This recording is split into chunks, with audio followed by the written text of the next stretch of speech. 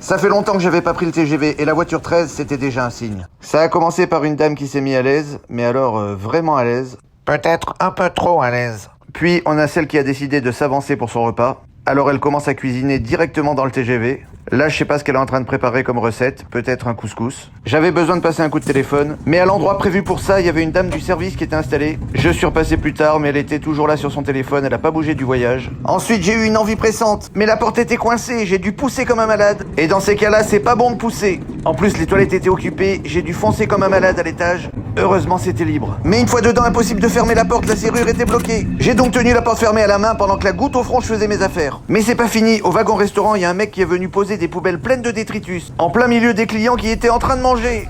Ensuite, un grand classique, les personnes âgées avec 10 valises qui se mettent devant la porte 40 minutes avant l'arrivée en gare. Du coup, pour passer, c'est Koh-Lanta.